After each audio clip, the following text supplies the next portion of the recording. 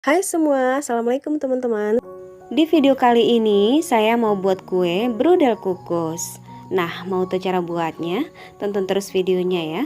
Jangan lupa subscribe, like, komen, tekan tanda loncengnya juga agar tidak ketinggalan video terbaru dari kami. Terima kasih. Siapkan wadah untuk mengadon, masukkan 1 butir telur, pastikan telurnya masih segar ya teman-teman. Kemudian tambahkan 130 gram gula pasir, tambahkan 265 gram santan. Untuk penggunaan santan ini boleh pakai santan segar maupun santan instan ya. Kemudian ini kita aduk hingga tercampur merata. Jika sudah tercampur merata, tambahkan 100 gram margarin cair. Nah, ini untuk margarinnya pastikan sudah di suhu ruang ya teman-teman. Untuk proses pencairan margarin, usahakan jangan sampai terlalu matang ya teman-teman. Tidak yang sampai bening, cukup sampai kuning seperti ini saja. Kemudian ini kita aduk lagi hingga tercampur merata. Cukup dengan whisker saja ya, tidak perlu pakai mixer. Kemudian ini kita tambahkan lagi dengan tepung terigu 250 gram. Nah, untuk penggunaan tepung ini bisa dicampur ya teman-teman, atau pakai tepung terigu yang serbaguna atau protein sedang. Jika dicampur dengan tepung terigu protein tinggi, untuk komposisinya mungkin bisa 50-50% ya teman-teman, atau sesuai selera saja. Lalu lanjut ini kita aduk kembali hingga tercampur merata. Pastikan adonannya licin dan tidak ada bahan yang menggumpal. Jika sudah tidak ada bahan yang menggumpal, masukkan 1 sendok teh ragi. Untuk penggunaan ragi, mereknya bebas aja ya teman-teman. Yang penting pastikan raginya masih baru dan aktif.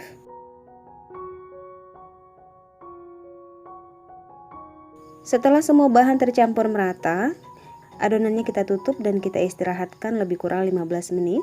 Adonannya boleh kita tutup dengan plastik wrap atau menggunakan serbet bersih. Nah, ini sudah 15 menit. Itu kelihatan adonannya ada gelembung-gelembungnya ya. Ini berarti ragi yang digunakan masih aktif. Nah, untuk tandanya, adonan ini terasa lebih ringan ketika diaduk. Untuk langkah selanjutnya, kita ambil 6 sendok makan adonan. Ini bisa kita bungkus dengan piping bag. Kemudian sisihkan. Lalu ambil 1 sendok adonan lagi. Kemudian beri 1 tetes pewarna merah. Aduk hingga tercampur merata. Kemudian masukkan ke dalam piping bag. Lalu sisihkan. Kemudian ini adonan utamanya.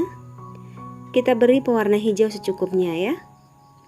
Teman-teman juga boleh menggunakan pasta pandan. Jika warnanya sudah tercampur merata dan sudah sesuai keinginan, ini kita masukkan juga ke dalam piping bag. Tujuannya agar gampang untuk menuangnya nanti ke dalam cetakan ya teman-teman. Jadi ini ada 3 bagian adonan yang sudah kita masukkan ke piping bag. Kemudian siapkan cetakan untuk menuang adonannya. Untuk penggunaan cetakan ini sesuai keinginan saja ya. Saya memakai 2 jenis cetakan di sini. Saya pakai tin wall yang kapasitas 200 ml, kemudian memakai cup puding 50 ml. Untuk adonan yang pertama kita tuang, itu adonan yang berwarna hijau. Ini kita menuangnya hanya separuhnya saja ya teman-teman, jangan sampai penuh. Karena kue ini nanti akan mengembang. Ini kita lakukan hingga semua cetakan terisi adonan hijau.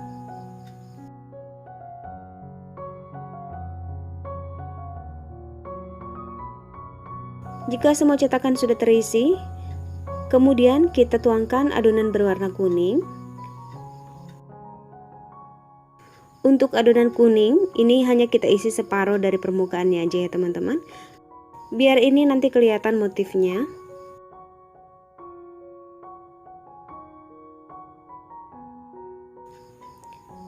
Jika semuanya sudah terisi adonan kuning, sekarang kita buat motif.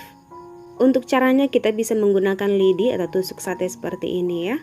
Lalu kita putar-putar di antara kedua warna adonannya. Ini kelihatan sudah membentuk seperti motif atau rerumputan.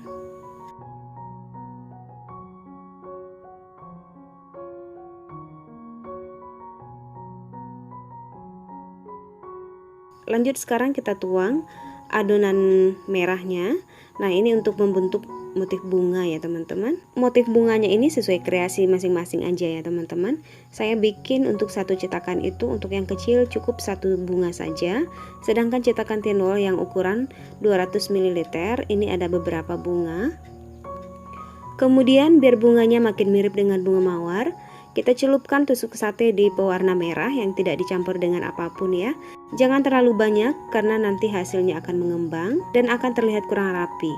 Ini hanya pewarna merah yang tidak dicampur dengan apapun. Kemudian kita putar-putarkan di adonan warna merah. Nah, ini kelihatan seperti kuncup mawar ya teman-teman. Nah, perlu saya ingatkan untuk titik-titik merah ini usahakan jangan terlalu dekat karena ini nanti akan mengembang. Jika terlalu dekat maka dia akan menyatu dan motif bunganya jadi tidak kelihatan ya teman-teman. Nah, jika ini sudah selesai semuanya, sekarang kita mau buat tangkainya ya atau batangnya. Untuk caranya sama seperti yang pewarna merah tadi. Kita celupkan lidi atau tusuk sate di pewarna hijau tua. Kemudian kita bentuk seperti ini. Lalu kita tarik ke bawah. Nah, ini sudah terbentuk seperti kelopak dan tangkainya ya. Untuk warna hijaunya ini pewarna hijau tua ya teman-teman. Setelah semuanya dikasih motif bunga seperti ini, kemudian adonan ini kita tutup dengan serbet bersih dan akan kita istirahatkan selama lebih kurang 45 menit ya teman-teman. Setelah 45 menit, adonan ini siap untuk dikukus. Jangan lupa didihkan air kukusan pada menit ke-35 saat mengistirahatkan adonan. Nah, ini adonannya sudah diistirahatkan 45 menit dan air kukusannya juga sudah ready. Sekarang langsung saja kita kukus.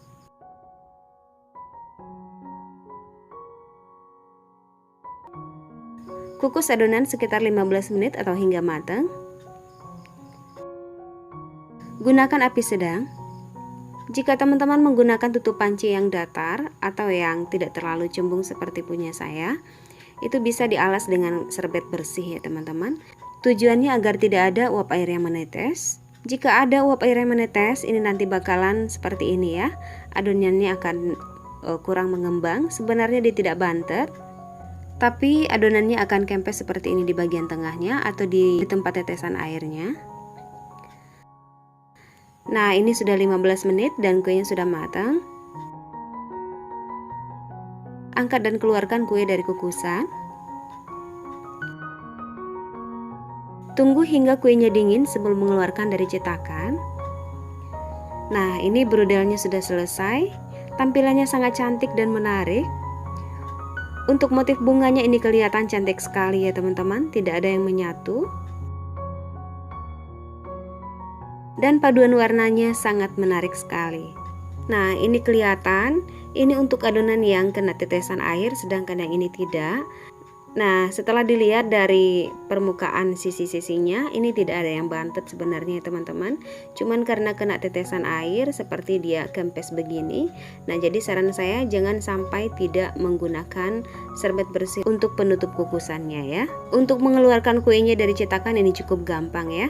Jadi jika kita menggunakan cetakan tin wall seperti ini, tidak perlu kita olesi dengan margarin atau minyak makan karena ini permukaannya sudah licin ya teman-teman, dan ini dijamin tidak akan lengket.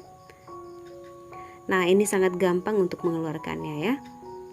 Sekarang saya mau cobain. Ini kelihatan dari teksturnya sangat lembut. Kemudian ini gembul banget ya. Bagian permukaannya kelihatan licin dan glowing seperti ini. Dan ini kelihatan mengembang sempurna ya teman-teman. Bismillah. Ini enak banget. Rasa manisnya pas, kemudian ada gurih-gurihnya. Ini nggak bikin seret di mulut ya. Jadi ini nggak bikin enak dan ngebosenin. Jadi kue ini sangat recommended untuk diriku maupun untuk cemilan sehat keluarga tercinta di rumah. Sangat gampang kan teman-teman bikinnya? Selamat mencoba ya. Semoga video ini bermanfaat dan bisa menambah ide jualan teman-teman di rumah. Terima kasih sudah menonton sampai selesai. Sampai jumpa di resep selanjutnya. Assalamualaikum.